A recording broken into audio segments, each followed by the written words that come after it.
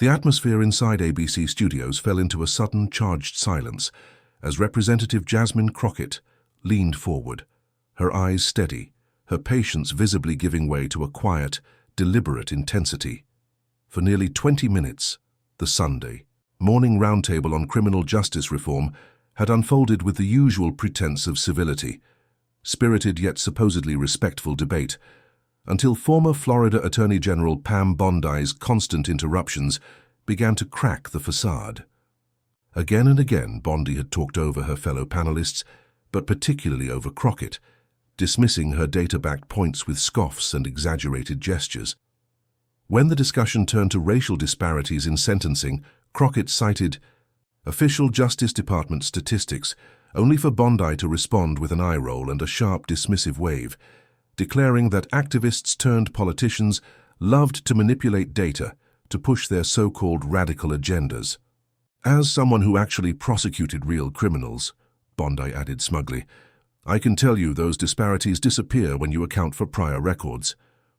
It was the third personal jab aimed at Crockett's professional background, and despite host George Stephanopoulos' multiple attempts to restore balance, Bondi continued bulldozing through the conversation, talking over both Crockett and the host himself. When Stephanopoulos finally managed to direct a question specifically toward Crockett about minimum sentencing reform, Bondi jumped in again with a sneer. Here comes another rehearsed speech about the poor, misunderstood criminals. But this time, something remarkable happened. Instead of fighting to speak over the noise, Crockett simply raised her hand slightly, a gesture calm but commanding, and fixed Bondi with a steady, unflinching gaze. Her voice, when she finally spoke, sliced through the tension like a blade. Miss Bondi, she began evenly, I've allowed you to speak uninterrupted 7 times during this segment. I've attempted to respond 3 times, and each time you've talked over me. This pattern of behavior, systematically silencing the only black woman on this panel while demeaning my professional background, reveals more about your discomfort with certain voices being heard than it does about criminal justice policy. The studio froze. Cameras captured every detail. The steel in Crockett's tone, the shift in Bondi's expression from smug confidence to startled defensiveness. For the record, Crockett continued, I prosecuted cases before becoming a defense attorney. I've seen our justice system from both sides, unlike yourself. The statistics I cited came from your own Justice Department during the previous administration, and most importantly, my lived experience as a black woman in America offers a perspective that could benefit viewers if you respected this conversation enough to listen instead of dominate. Every word was precise, controlled, deliberate. Bondi's face tightened as the weight of those words landed, her earlier bravado dissolving into visible agitation. Crockett closed firmly. Now, I'm happy to have a substantive policy discussion if you're capable of that, but the performative disrespect stops. What followed was a live, unfiltered unraveling, unlike anything in recent political television. Bondi stammered, How dare you, that's completely, you're playing the race card, this is what these people always... Her thoughts fractured mid-sentence as the color rose in her face.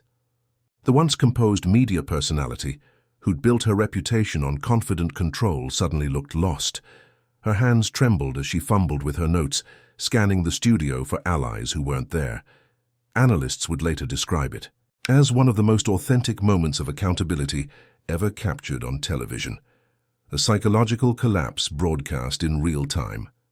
And before the clip could even fade, Stephanopoulos broke in to try and steady the discussion, urging a return to the substance of minimum sentencing reform. Crockett, remarkably composed, pivoted back with calm authority. The data shows mandatory minimums don't reduce crime, but do fuel mass incarceration that costs taxpayers billions. That's why both the ACLU and Americans for Prosperity support reform. When people focus on evidence, rather than talking points, they reach the same conclusion. Her ability to move seamlessly from confrontation to policy showed just how prepared she was, not only for the debate but for the behavioral dynamics that often derail them. When Stephanopoulos turned to Bondi for a rebuttal, the contrast was striking. The once dominant figure struggled to form coherent thoughts, blurting disjointed fragments about radicals and statistics. The meltdown was complete. Within moments, Stephanopoulos mercifully called for a commercial break. When the program returned, Bondi was gone. The host explained quietly that she had to step away, but viewers knew what they had witnessed, a public persona collapsing under the weight of its own tactics. With Bondi absent, the discussion flowed with newfound civility. Panelists exchanged points, disagreed, but allowed one another to finish their thoughts. The difference was palpable. Experts later called it a watershed moment in political communication, one that revealed how dominance and interruption are used to suppress certain voices, and how calm, factual confrontation can dismantle that structure completely. Clips of the exchange flooded social media within hours. Crockett confronts Bondi's interruptions, triggers complete meltdown, trended across platforms. Analysts dissected it frame by frame. Communication specialists praised Crockett's approach. She didn't raise her voice, didn't match aggression with aggression. She simply documented the pattern, counted the interruptions, named the behavior, and set a boundary. That left Bondi with no script, no strategy, no safe exit. For someone whose media power came from controlling others' speech, being forced to listen proved devastating. The following day, Bondi issued a brief statement claiming the discussion had become unnecessarily personal and that she remained committed to victims' rights despite attempts to silence conservative perspectives. The irony was not lost on anyone. Her attempt to paint herself as the silenced party only deepened the damage. Crockett, meanwhile, emerged stronger than ever. Her statement was short, steady, and unflinching. Yesterday's discussion highlighted the importance of allowing all voices to be heard in policy debates. Real reform requires listening, not silencing.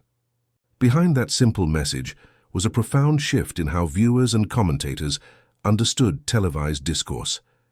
The incident sparked broader reforms across media networks, time-tracking tools for equal speaking turns, stricter moderation protocols, and even new guidelines in media training. Trainers began referring to her calm, methodical response as the Crockett method, a communication technique grounded in identifying behavioral patterns, citing specific examples, and establishing clear boundaries without emotional escalation. Over the next few months, the ripple effects continued. Bondi noticeably softened her on-air demeanor, no longer interrupting guests, often nodding as others spoke, a marked contrast to her previous combative persona. The shift was so evident that it became a subtle case study in how public accountability can reshape behavior. Meanwhile, Crockett became a sought-after commentator and speaker, her technique analyzed by political strategists across the spectrum. Even conservative communicators admitted her approach had changed the game. She didn't fight fire with fire, one strategist noted. She documented the fire, pointed to the source, and calmly put it out. The power of that simplicity reverberated across political spaces. Scholars highlighted how the confrontation revealed deeper systemic truths.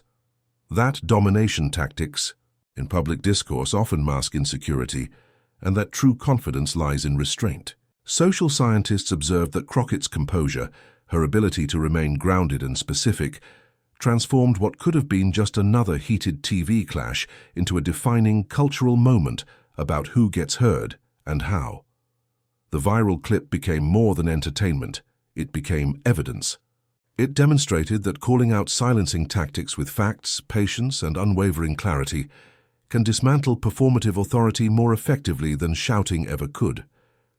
6 months later, the phrase Crockett method had entered the vocabulary of communication professionals and civic educators alike, symbolizing a shift in how debates are conducted. Television producers began implementing real-time speaking analytics, ensuring balanced airtime, and holding guests accountable for persistent interruptions. In workshops and training sessions, her exchange with Bondi was dissected frame by frame, not just as a political moment, but as a masterclass in boundary setting and psychological composure. As for Bondi, her once dominant television presence had dimmed. She appeared sparingly, her tone measured, her once dismissive body language now replaced by deliberate restraint. The image of her flustered unraveling remained a permanent reminder of how unchecked dominance crumbles under calm truth. Meanwhile, Crockett's reputation soared, not because she had won the argument, but because she had shifted the framework of what winning meant. She proved that. Power in discourse isn't about volume or aggression. It's about clarity, composure, and the courage to name behavior without succumbing to it. In an era when so much of public debate rewards outrage and interruption, Jasmine Crockett demonstrated something revolutionary: that true control doesn't come from speaking over others, but from standing so firmly in truth that even chaos has to fall silent. Her confrontation didn't just silence an opponent, it exposed an entire pattern woven through media culture. It showed millions watching that there's immense strength in calm boundaries, that dignity can be more disarming than anger, and that naming a pattern out loud can collapse the very power it hides behind. As the months passed, her words, "The performative disrespect stops," echoed far beyond that ABC studio, becoming a symbol for a broader cultural shift toward accountability and equity in conversation. The story of how Pam Bondi's dominance melted into incoherence under Crockett's quiet authority stands as a modern parable of communication, that the loudest voice may command the room, but the calmest voice can change it forever. So as the echoes of that extraordinary exchange continue to ripple across newsrooms, classrooms, and social media platforms, one truth remains clear. Moments like these remind us that real change in public discourse doesn't come from shouting the loudest, but from standing firm in integrity when silence would be easier. Representative Jasmine Crockett's calm defiance didn't just create a viral clip. It set a new standard for how respect, accountability, and truth can reshape the very language of power. It showed that when someone has the courage to call out injustice without anger, to expose manipulation without hatred, the world doesn't just listen, it learns. Because strength isn't volume, it's composure. And sometimes the most powerful revolution begins with a quiet voice, refusing to be silenced. If you found this breakdown insightful and believe moments like these deserve to be seen and understood, don't forget to like this video, share it with others, and subscribe to our channel for more in-depth analyses of the political moments that reveal the truth behind the performance. Hit that notification bell so you never miss our next episode, where we unpack the stories mainstream media often overlooks, stories that show how calm courage can change everything. Thanks for watching, and we'll see you in the next video.